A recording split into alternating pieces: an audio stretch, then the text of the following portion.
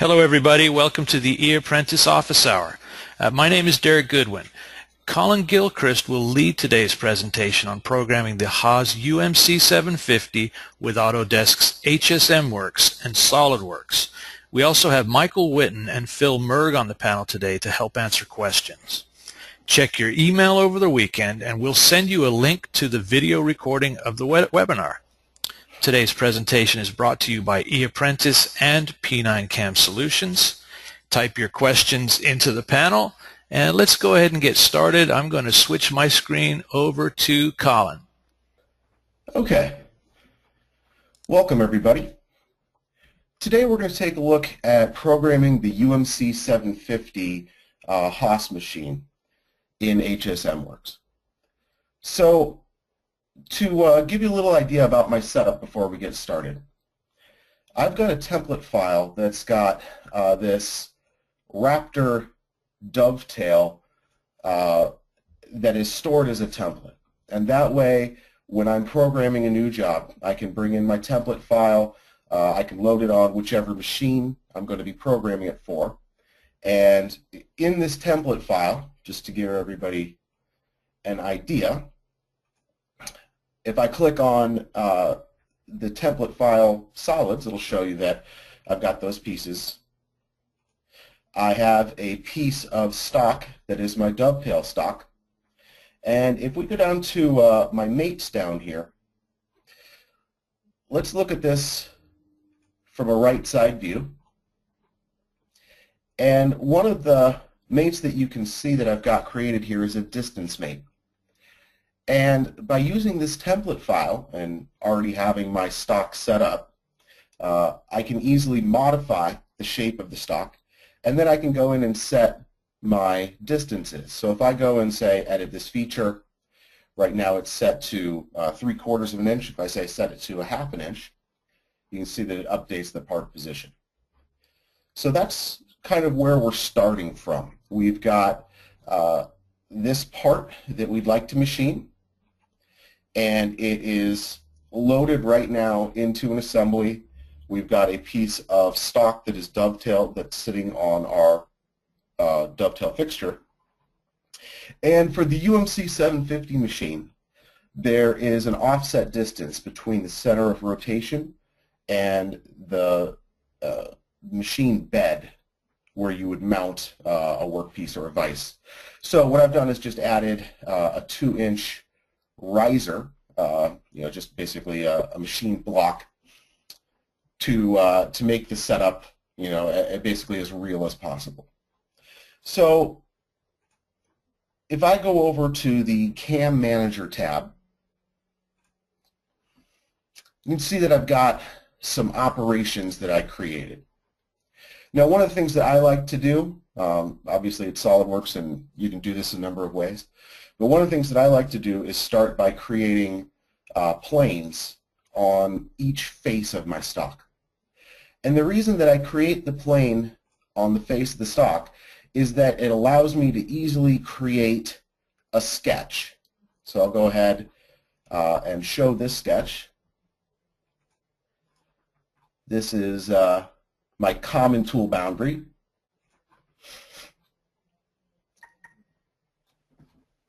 So here you can see I've got basically just some lines. You can create a rectangle, you can create entities off of the stock face with convert entities and manipulate them however you want. So one of the things that happens when you go and set up a job in HSMWorks, let's in fact go over and look at that job tab. I'll go in and select, I'll right click on that job and select edit. So when we go in and set up a job, this is basically the process of telling HSMWorks the part that we want to machine, which is the model, the stock we're going to machine it from, and you'll notice we have an option down here for fixture. So if I zoom out, I've got all of these entities selected as fixture entities. When you select entities as fixture entities in HSMWorks, HSMWorks will flag any kind of collision that you have with that fixture entity when you're in the stock simulation mode. Now the thing that it doesn't do is it doesn't automatically adjust your toolpath for you. So it'll allow you to recognize a collision, but then you have to go back and fix it manually. So what I'll do here, I'll just create another job down below here to kind of walk you through the process of setting up a part like this. So if I go and select job, create a new job from the ribbon bar. First thing we'll want to select is a model. So I'll zoom in on my part, and that workpiece there, that solid part in this assembly, is going to be the model that we're going to be cutting. Next thing we want to choose is our stock. And in this case, because I've created this assembly that's got my stock in there, I'll choose the option from solid, and then I can go pick on my solid stock itself. Now the next thing we want to choose is fixture. So I'll click on the drop down here and I'll activate the fixture selection, and we'll add all of the components of my fixture. Now there are many different ways to set work coordinate systems.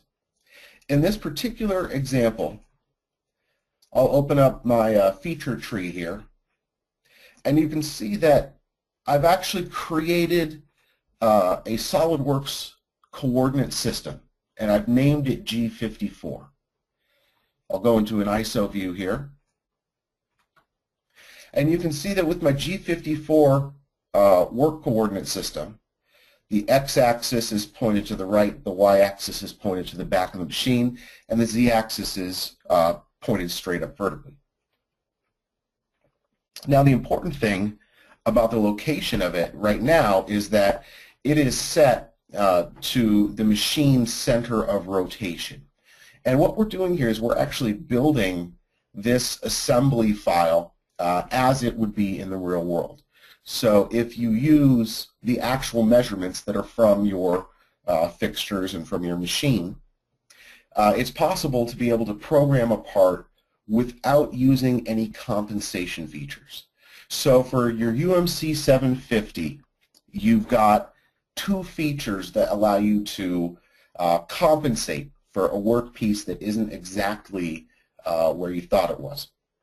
When you're programming 3+2, that feature is called DWO. It's Dynamic Work Offset.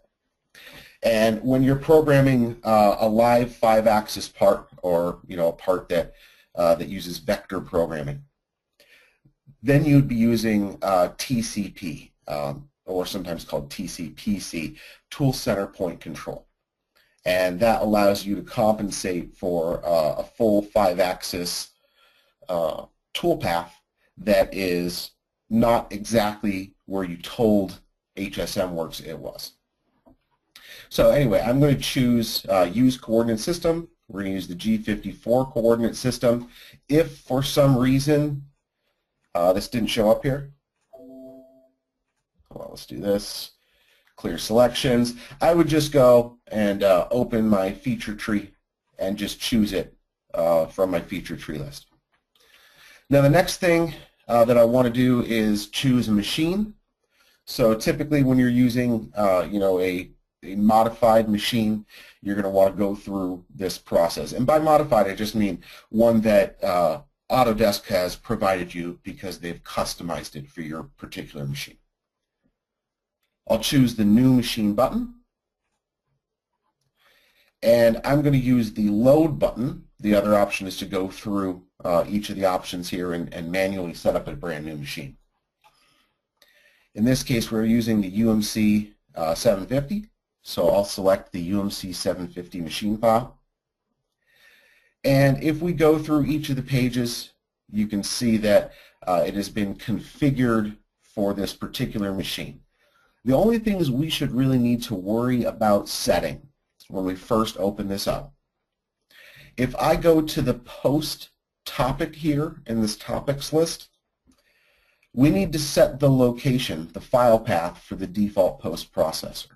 So in this case, I've got the Haas UMC-750.cps file selected.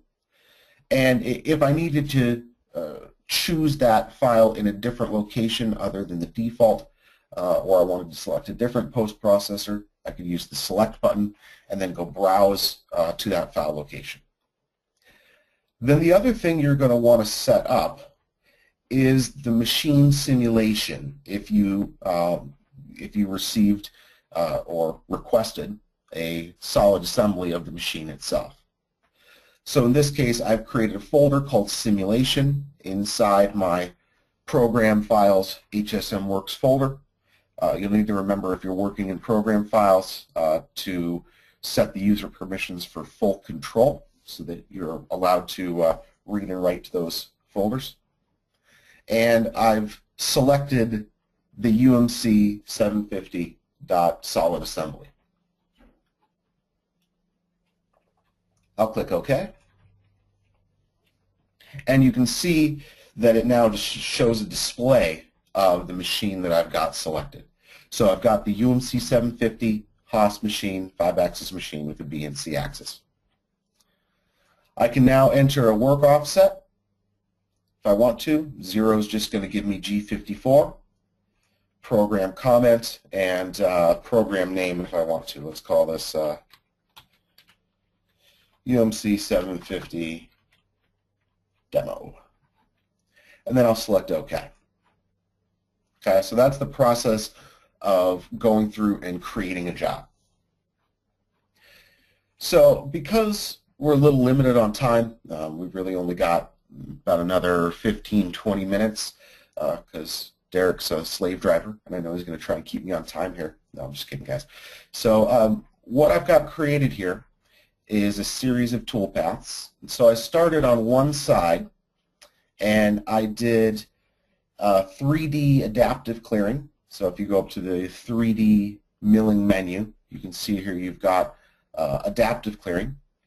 And adaptive clearing is pretty much one of the best HSMWorks toolpaths that's out there. I believe it was one of the first HSMWorks toolpaths that was on the market. These guys started it back in something like 2004, back when HSMWorks was actually an add-on to Mastercam. If anybody remembers, I think it was called like the Performance Pack or something like that, the adaptive clearing. So if anybody's got any info on that, feel free to chime in. It's just kind of an interesting story. But back to the demo here. The way that I created these toolpaths, and I'll just go through and create a couple of them just so that you can see it, and then we'll take the full program and go and do some machine simulation, some stock simulation. So just so you can see, what I did here was to create, again, this tool containment boundary. And I could potentially use the edges of this face on my stock as a tool containment. But really what I'd like to be able to do is keep the cutter away from my fixture by a certain amount.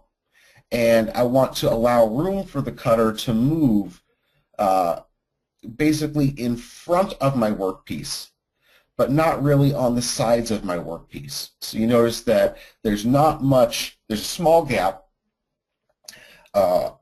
Let's look at this in a regular view here. There's a small gap on the left and right side of that containment boundary, but I've got a larger gap up top. And let's talk about what that tool boundary is. So I've rotated my workpiece over a little bit, just kind of manually, so it's easier for me to see. And what I'll do now is do a 3D milling adaptive clearing toolpath. So all of the toolpaths in HSMWorks have 5 tabs, makes it pretty easy to navigate.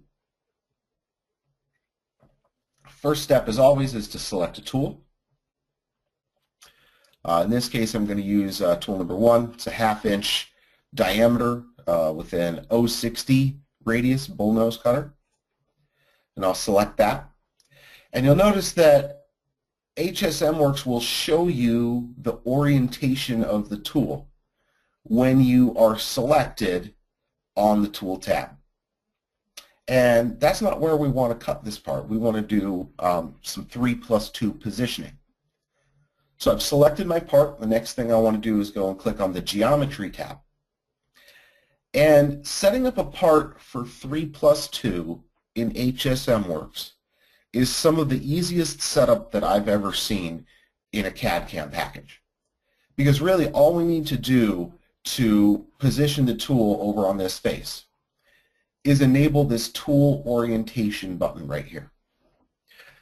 So the tool orientation works with a gnomon, which is just this little, or I guess in SolidWorks it's called a triad, where it shows you these three little vectors. And what you're concerned with is the z-axis vector of this tool orientation triad. So depending on how you're programming, you may or may not need to use the origin. In this case, we're not going to use it because we want our origin to always be from the center of rotation.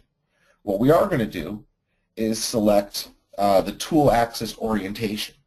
And all we need to do for this tool axis orientation is click on any face of the part. So when I click on this face, it changes. It's kind of hard to see my little triad. If I zoom out, it might help a little bit. That's a little better because now you can see that that blue marker is pointing straight up vertical. And in addition, you get to see the machine angles based on the fact that we selected that UMC-750.machine file. We can see the machine angles that are being calculated. So in this case, this is C0, B90. And that's all we have to do to set our tool to be able to cut from that orientation. It's really, really simple. Rest machining. We do want to do rest machining because we want to be able to tell HSMWorks what material is actually left on my part. So I'm going to choose from solids, and we'll choose that stock solid itself. And the last thing that we want to provide it on the Geometry tab up here is a machining boundary. I'm going to choose machining boundary based on selection. And we're going to go choose that boundary. Now, if you only choose a couple of lines or edges on your part, HSMWorks is going to attempt to fill in this boundary for you. So I'll choose this last line, however, and you'll notice that we get these nice thick red lines. We'll look at this from the right side view, and you can see that these red lines now represent this machining boundary. Last thing we're going to tell it is that we want to keep the tool totally inside that boundary. So this control here also allows you to offset it if necessary. So we've given it our boundary, we've given it, excuse me, let me make sure that's set to inside. We've given it the stock solid for rest machining, and we've given it the tool orientation. We need to fill out a couple more things. We need to fill out our depths. So right now, typically when I fill this out, I like to go from the bottom up. It's just kind of personal preference. And so what we're choosing here is the depth that we are allowing the tool to machine down to.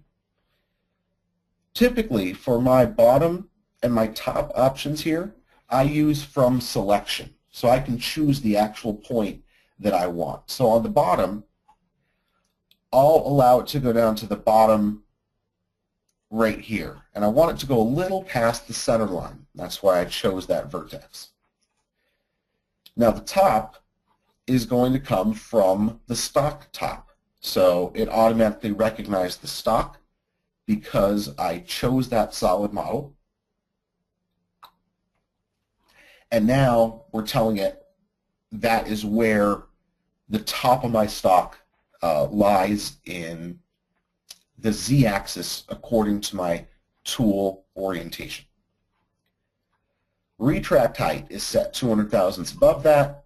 And for my clearance, I like to provide a little additional clearance. So I'm going to go up to 3 inches because this is going to be the initial approach and final retract point, and I like to get my tool away from the part before I allow the rotation to occur. On the Passes tab, we have a setting in here called Optimal Load. And this is kind of cool because this setting is tied into a mathematical formula. So if I right-click here and I choose Edit Expression, you can see the expression is tool diameter times 4. And so there's a lot of these values in HSMWorks that are actually tied to these expressions, and you can kind of edit them as you see fit. So for example, I'm going to do tool diameter times 0.2 because I want to keep my load at 20%. I'll hit enter and it'll actually calculate that value for me. We are going to tell it in this case flat area detection. We're also going to tell it to machine shallow areas, and I'm just going to leave the default values there. Most of the defaults in HSMWorks are actually set up to be values you would actually want to use. You know, kind of a novel concept there. We are going to leave 20 thousandths of an inch of stock on the floors and walls. And we're going to leave the defaults for the leads, transitions, and linking. And I'll just select OK. And HSMWorks is going to start calculating my path.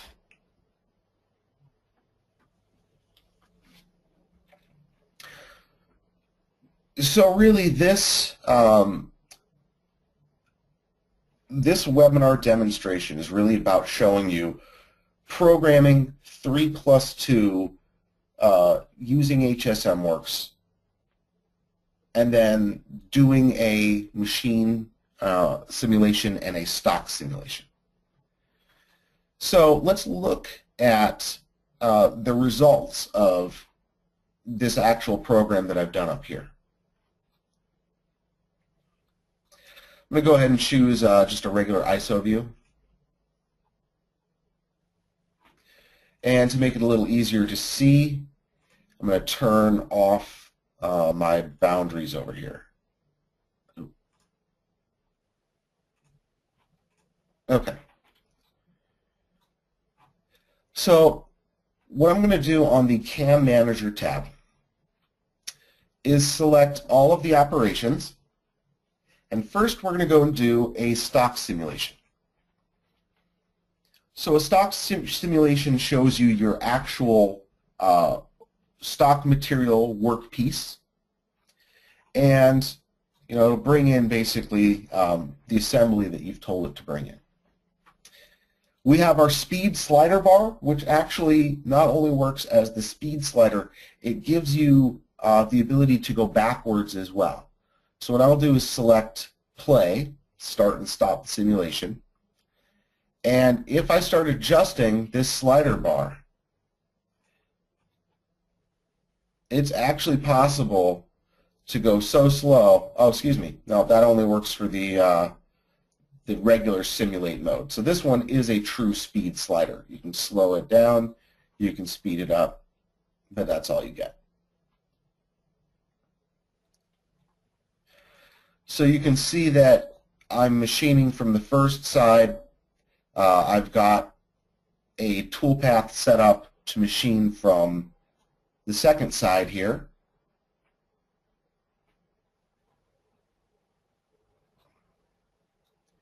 So we're just clearing away the last of that material.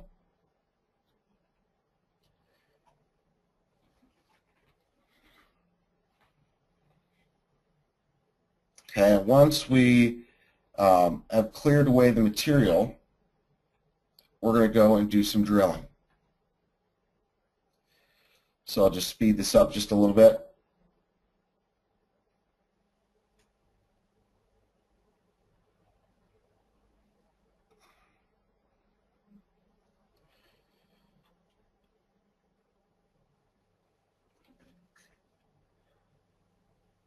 Okay. So once we get done, now we're doing our finishing work. So we have a horizontal toolpath.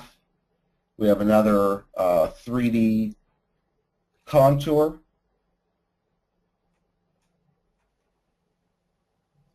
Go ahead and speed this up a little bit here. Oop. Sorry, folks, I know I'm kind of jumping the screen around. But I just went through and, programmed the different drilling ops on here and programmed some rough and finish operations as well to give you an idea of what you're going to see in the stock simulate mode. Now, anywhere where you've got a clash, so these are places where it detects maybe that our shoulder is rubbing up against something, or we didn't have enough clearance on our tool when we were creating the toolpath, you can detect for those conditions and then go back in and fix your toolpaths. So that was stock simulation. We also have a simulate mode, so I've still got all those toolpaths selected. I'll go ahead and hit restart. And here I'm going to choose the option for tail at position, which gives you a little bit of toolpath that follows the tool as it moves throughout the part.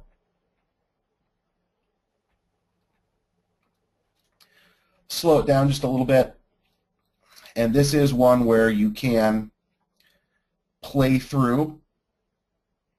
And then if you want to, you slow all the way down to the tool stops. And then if you go a little bit past that to the left, the toolpath actually will go backwards. So right now I'm going backwards. I'm retracing my steps. So just a little word of warning, maybe a little caution. So here we can see basically the toolpath following the tool position for a little bit as we're going through and roughing the part. We're roughing from one side. Then we're going to come back and we're going to rough from the other side. There's the roughing from the other side. And with the regular simulation mode that we're in here, we're just following the trace of the tool, and it's showing our actual geometry here. So we get to see the geometry, and we get to see the tool path that the tool is going to cut. What we don't see in here is the actual stock removal. So that's, for now, strictly for the stock simulation. So again, we're doing the roughing, then we're doing all the finish work. It's a finished contour path. We're going to come around to the other side. We're going to do the horizontal, then we're going to do the contour passes from the other side. So the final thing that we're going to talk about today is the actual machine simulation. So what I'll do here before I start, I'm going to save my part file, and I'm going to select all of my toolpath operations. So I've got my adaptive clearing, I've got my horizontal, and actually if I was really going to do this part, by the way, I'd probably reorganize this so that the two horizontals are cut together since it's the same tool. I just have it index the part, and then I would have it do the two contours. And changing these around is as easy as just dragging and dropping them. So now I've got horizontal 1, horizontal 2, and I've got contour 1 and contour 2, so I've just avoided 2 tool changes by doing that. Made my program that much more efficient. So, okay, machine simulation. I'll select all of those operations, and then I'm going to right-click and choose Machine Simulate. You'll notice that Machine Simulate is not available on the ribbon bar, although it may be available on the CAM toolbar if you expand it, but I'm not certain. So here we're going to do Machine Simulate.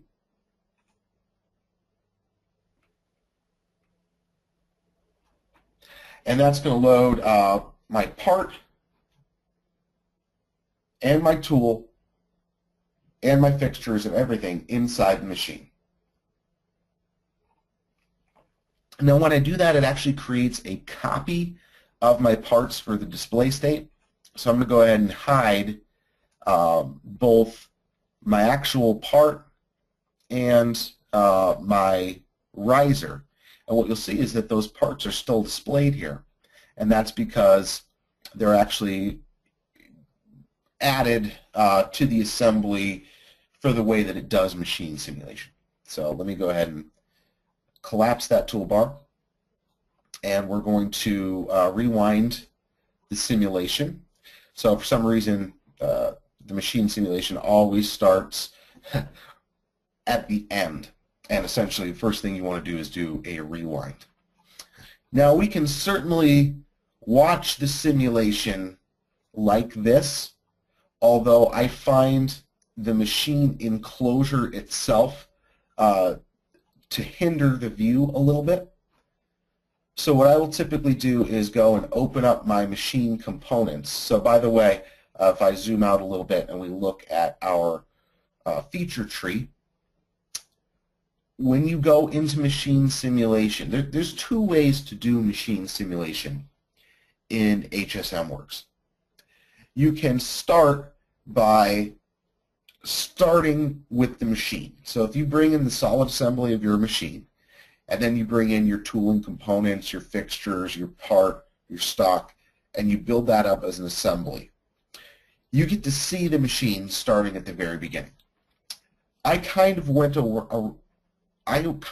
about this a little bit backwards in the fact that I created my tool, set up my job, and created my toolpaths, and I selected the solid assembly in my job setup, but I didn't actually load it into my part.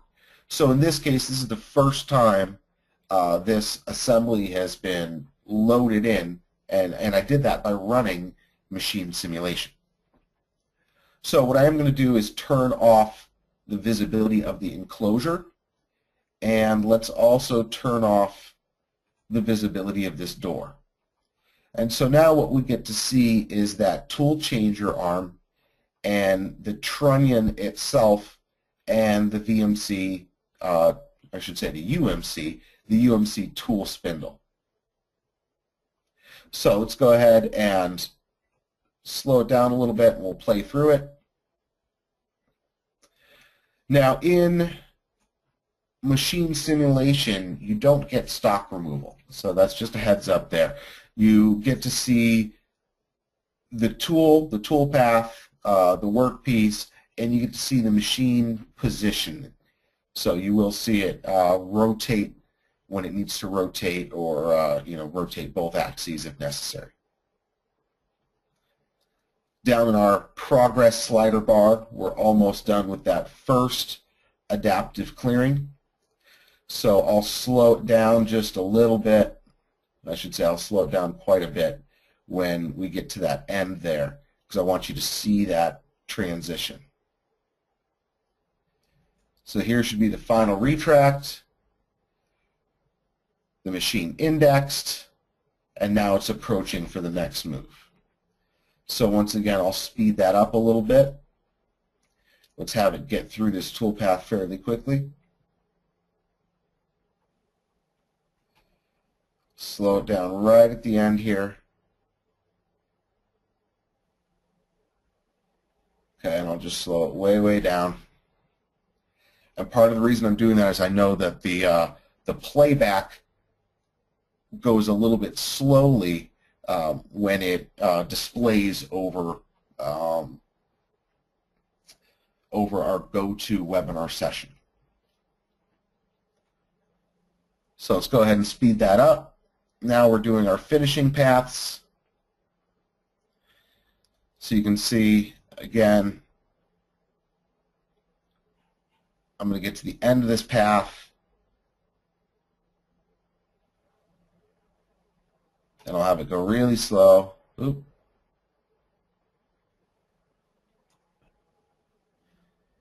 And it's going to index. By the way, there is an option in the machine setup, in your job setup, there is an option in your machine file that controls whether or not you retract before index. So when you see that tool retracting all the way up in Z before it rotates, that's a setting that I've got turned on. We can disable that to keep the tool closer to the workpiece as it's doing its rotation. So here, let's get through this. This is the finishing path. We have another finishing path from the other side. We'll get through that one as well, and I'll slow this way down right at the end, and you can see that it's going to do some indexing. Here it does the tool change, comes down, it's going to drill these holes.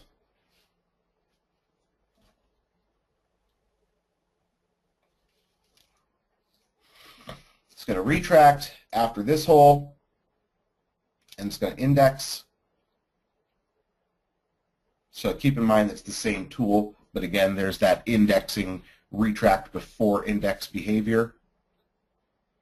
Now, this is pretty nice because, I'm in, basically, my view right now is inside the machine. And this is a view that, unless you had like a GoPro camera, you're not going to be able to get.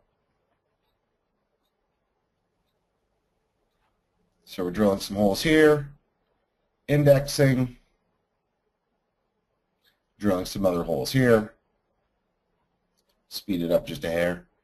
So drill these holes, we're going to index, drill the last set of holes, and then the final index is going to rotate up towards the top and do those two holes there. Okay, and that is going to conclude my demo of 3+2 programming on the Haas UMC-750. Hey Colin, thank you for a fantastic presentation and for sticking to the time schedule. Appreciate that as well. Hey, let's see. Absolutely. I have one comment there, Colin. As we were watching that, just through the go-to meeting, the frame delay, we don't really get to see those video frames as well as we would like to. So the machine simulation, when you're just watching on your own screen, is a lot smoother as far as seeing those machine moves. Doesn't work perfectly over the go-to meeting just because of the frame rate. Mm-hmm. But anyway, fantastic presentation. We all appreciate it. So let's answer some questions, guys. If you've got questions, go ahead and type them in now. And I see Fred actually had his hand raised through there. I was kind of hanging him out there for a while, so I'm not sure if Fred wants to get on mic. But Fred, I'm going to go ahead and I'm going to activate your mic. So if you've got a question or comment, go ahead and speak up, and we'll see if you're still there. Hey, Fred.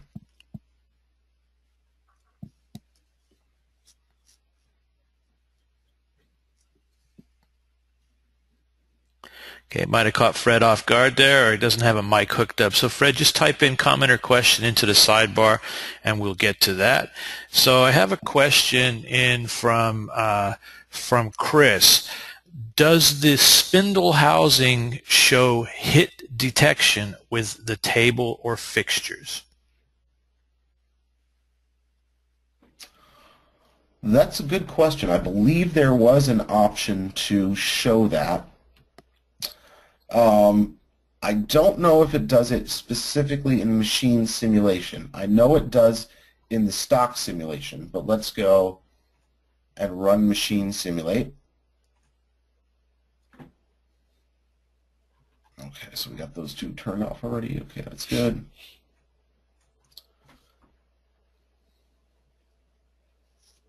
Yeah, tool should be transparent.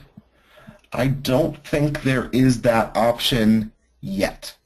I believe that's one of those things that they are working feverishly. I don't know, I know that somewhere they have this programming bunker where they keep their programmers and developers and, feed them Mountain Dew, no-dos, and whip them. But other than that, I don't believe it does that in here. I believe the place where you're really going to see that, Chris, is in the machine simulation. So, the stock simulation. Yeah, because stock. I'm also not quite sure on the Maxim. I would have actually kind of thought that it does, but we'll check on that for you. But certainly in the stock simulation, you're checking your tool and holder with your part and fixture. So it will recognize a crash with a fixture. It does determine the difference between a part and a fixture. So let's dig into that a little bit deeper, and we'll get you an answer to that, Chris, and I'll follow up in an email. Okay, so let's see. Okay, so Fred checked in on the questions. No questions. Appreciate the demo. Learned a few things that will apply with Inventor HSM. So Fred is a user on the Inventor product, which is HSM plugging into Inventor, as opposed to what we're looking at right now, which is HSM plugging into SolidWorks. So thank you for that. Let's see. I have a comment here from Kevin. Thank you for an awesome presentation. Thanks for checking in, Kevin. We do appreciate it. So now's your chance, guys. If you have questions, let's get them in there now. John has a comment that when you select a depth using selection, that is a parametric selection. So if the model changes, the toolpath will automatically update. And I think what John's referring there to is when you're selecting your planes, your clearance, your top of stock, your model, your depth, those kind of things. So absolutely there, John, yes, because you're selecting features of a solid model. If the model changes, those toolpaths will automatically update. Yeah, the one caveat there is that if you make a change that wipes that feature out, you will have to reselect it. But yeah, in general, that's absolutely true. Okay. And let me just answer a quick email. Someone's trying to ask a question.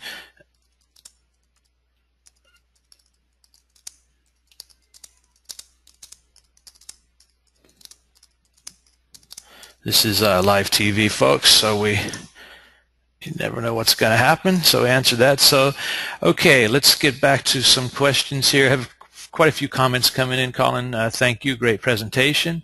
Post-processor, tell me about that. Question coming in from Oscar. On the Haas UMC-750, the post-processor is developed. It's a factory-certified post from Haas. So HSMWorks has a plan to go to the 80% of what would be the most normal CNC machine manufacturers that we would use and certify their posts.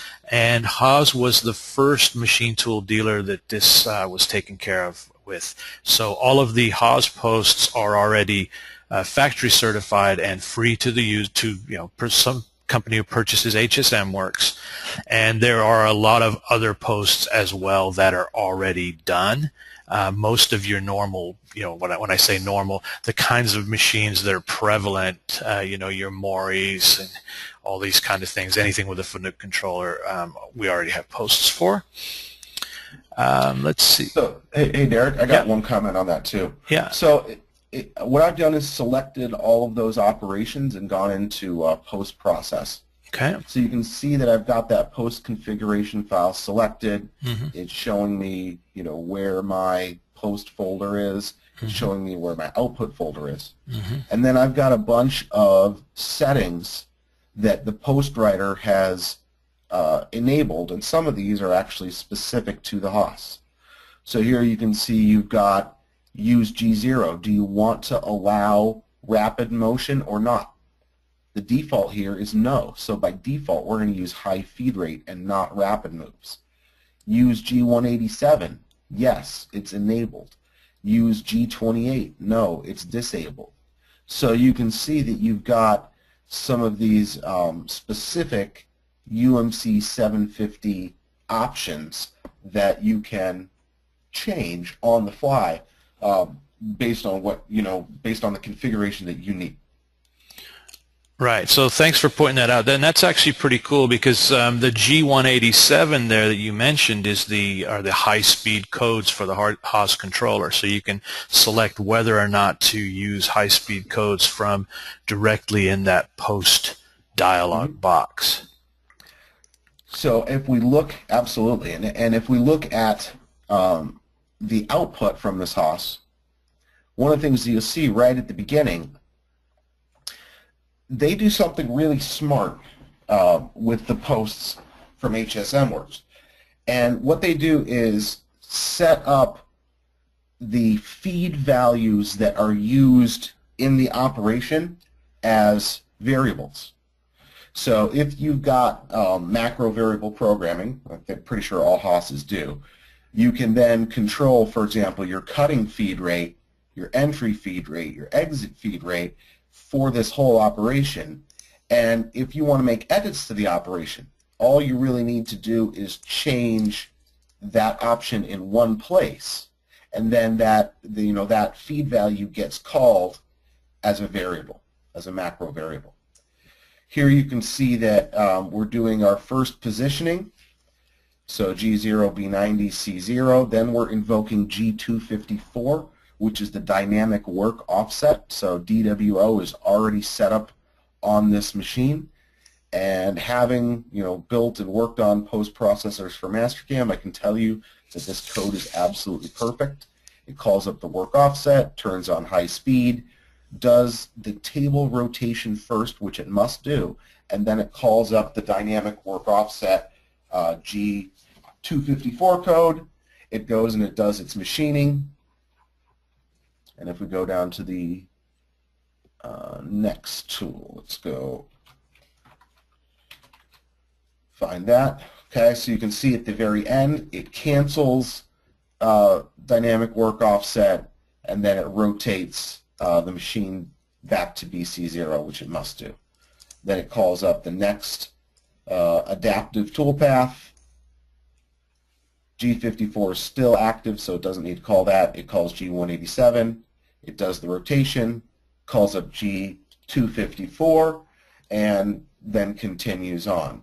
And from having done this, I can tell you that this code is flawless. So, you get the factory Haas certified post, you program it in HSMWorks, you make sure that you don't have any physical crashes, and you set your speeds and feeds correctly. But as long as you do that, you're going to get perfect code coming out for your machine. Okay, perfect. Thank you. And I'm sorry, I was getting a little bit distracted. I'm kind of answering a few things as we go here. And I think I'm not sure if you just covered that or not, but I have a question from Chad on where can I learn more about the UMC DWO and TCT and how this works with HSM? I don't know where you can learn how it works with HSM. I just know that it's been enabled. If you want to learn more about dynamic work offset and TCP in general, they publish like a UMC-750 specific manual. So let me see, I might have a copy of that somewhere. So I can do a little searching real quick to see if I've got a copy of it. But basically, Haas recommends that you always use dynamic work offset for this machine. I mean, that's one of the options that they created for 3+2 specifically for this. So you're always going to use dynamic work offset with your, doesn't matter if you're using G54, 55, what have you. But in addition to dynamic work offset, which is always active, if we go back and look at the post process, the used G187 is the high speed. So I am sure if you wanted to be able to turn on or off some of these codes, you could get Autodesk to expose that parameter in here as a property and allow you to, configure it or adjust it on the fly. As far as I know, Autodesk at the moment and the resellers are the only ones that are doing post work, if you will. I don't think that they've extended that to the end user, but I could be wrong on that, Derek. Well, actually, post work could be done by anybody. It is open source. The posts are written in Java, yeah. But of course, you've got to grab the documentation and do that. So what I would just say is basically the dynamic work offsets. Actually, it just works. if you put your origin on the corner of a part and program it, I know a company that is already using dynamic work offsets with the UMC-750, and they're just literally outputting code. And then I would say, Colin, on the don't worry about looking for the Haas UMC-750 manual right now. I've taken a note, and I will send a link to that to everybody on the webinar. I've got several things that we'll send out some links, so that way we'll just kind of take care of all that at one time. Perfect. And let's see here. Still got some questions coming in here. Okay.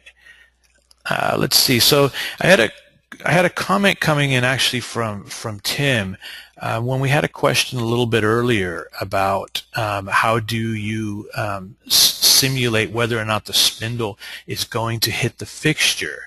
It's a little off topic for what we can do today in this presentation, but I have a screenshot that I will also send out to everybody on the follow-up.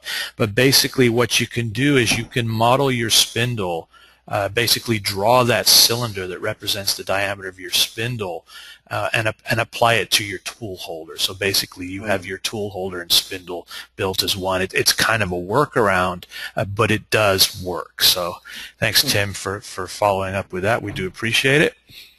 Let's see. I have another question. So Chris, can we reserve one-on-one time for more training? Yes, you can, Chris. eapprentice.net. There's the plug for that. Just run over to eApprentice, and that's what we do. eApprentice is in the training business. Kevin has a question. How did you create that G54 triad in SolidWorks? And I think you're just talking about creating that G54 or that work coordinate system that we named G54. Sure. Yeah. I can show that real quick. Okay. So basically, when I brought this in, I already knew, because of the way that I built this, that I wanted my machine coordinate system at the bottom of this face. Now, you can always use the different selection options in SolidWorks to build you a coordinate system, but starting from the assembly, so I'm kind of at the assembly level, you go into Insert. So I went up to my main menu up here, and I'll go to the Insert menu, and it is Reference Geometry, Coordinate System. So if I do that, you can see that I've got a new triad down here, and my z-axis is actually pointing the wrong way. But what you can do here is you can choose the origin in this little selection window, and there are probably a dozen different ways to do this in SolidWorks. So any of you power users out there, if you've got a different way, by all means, speak up. But so, for example, what I'm going to do is choose the x-axis. Actually, the x-axis is already set. What I want is my z-axis aligned with one of my planes. So if I go and look at my planes, here's my front plane. That's what the z-axis is currently perpendicular to. And I want it perpendicular to my top plane. So I'll choose z-axis in this box, and I'll choose top plane, and you can see that the orientation is now correct. If I also needed to adjust X or Y, the other thing I could do is go choose, say, my y-axis, and I might want that pointing towards the right side.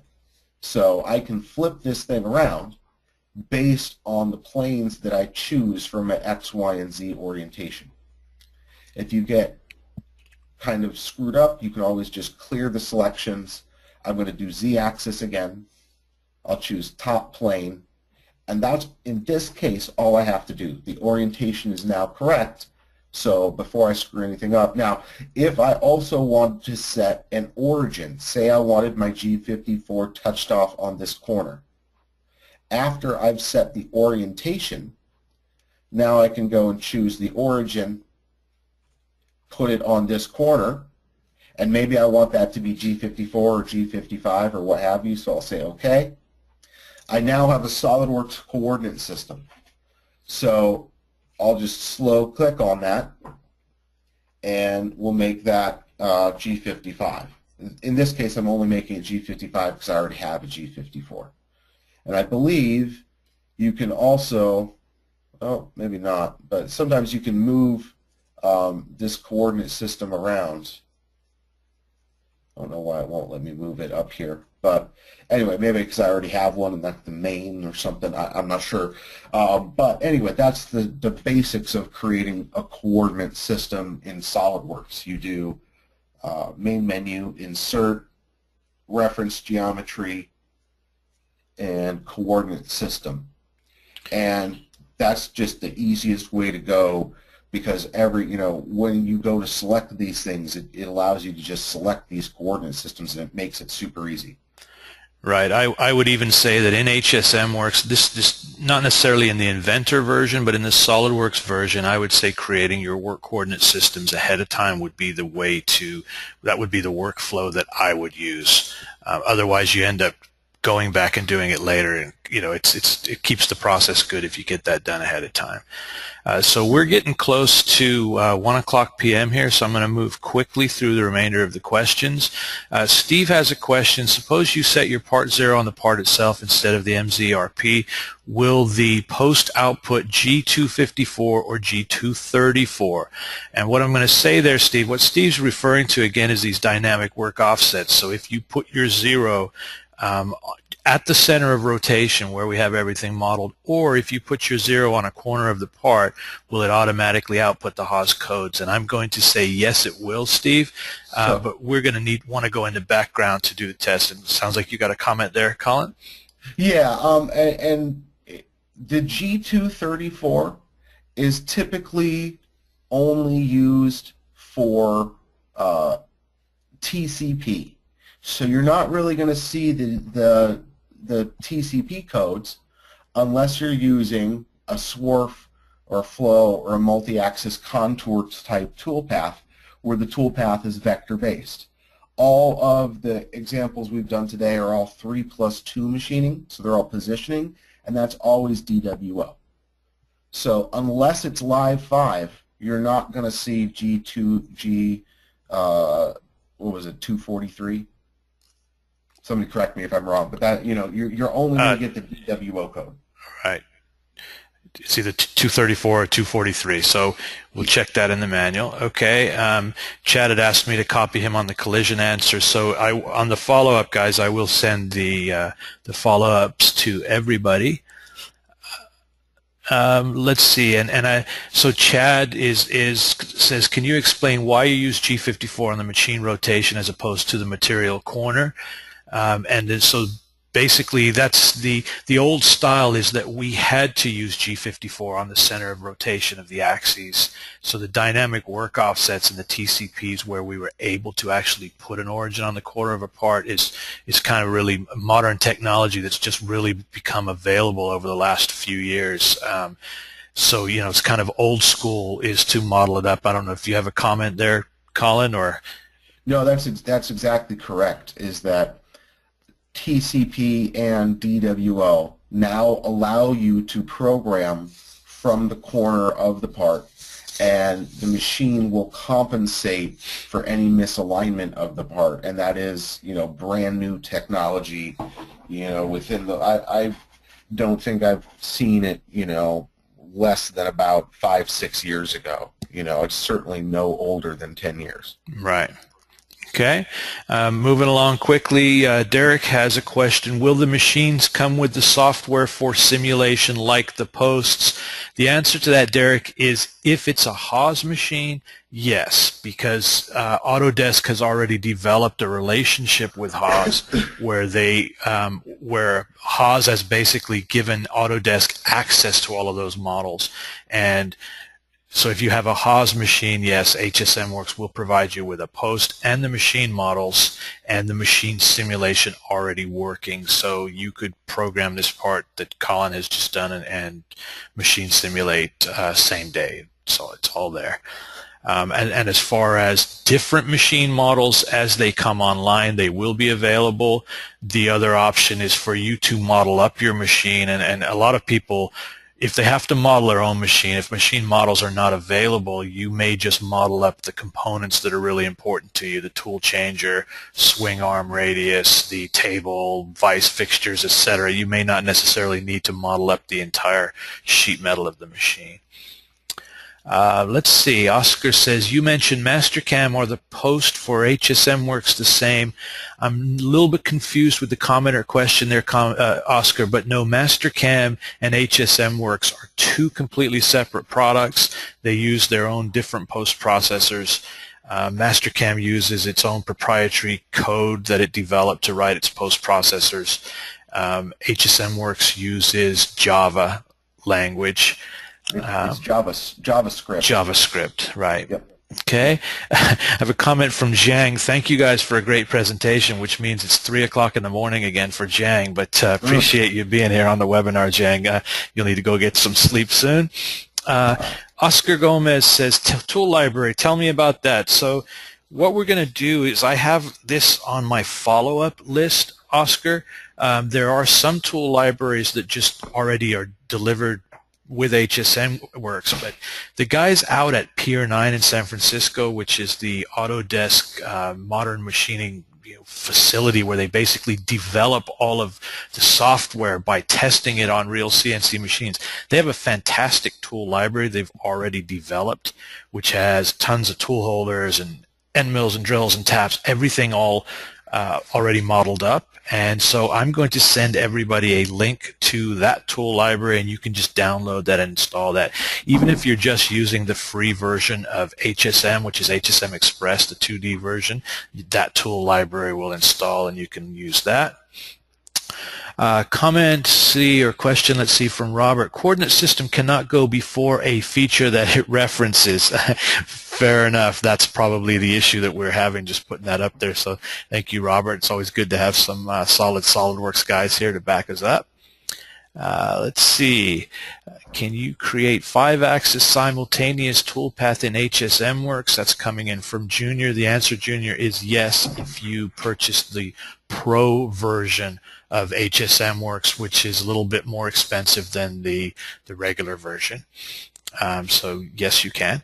Then we have a bunch of thank yous coming in. So, okay, I'm running over today. It's 1:04 here on the West Coast, everybody. So we all have to get back to work. So thank you for spending this time with us today. We do realize it's an investment in time for you, and we do appreciate it. Check your email over the weekend. I'll send you, everybody here will get a link to the video of the webinar, and we will also send everybody the answers to these follow-up questions. I did have a question. Someone was asking if we can provide the assembly file. I'm going to check on that. If I'm allowed to provide it, then I will do it. So I got quite a few people saying thank you, thank you. Good presentation. I have a question coming in from Kulwinder. How many people are using HSM? According to the literature that I was looking at IMTS, HSM shipped more seats of software last year than any other software manufacturer, any other CAM software manufacturer. Lots of people coming in and saying thank you for your time. Thank you, everybody, for your time. Thank you, Colin, for a fantastic presentation. We're going to sign off for now, and we'll see you next time. Thanks, everybody. Thanks, everyone.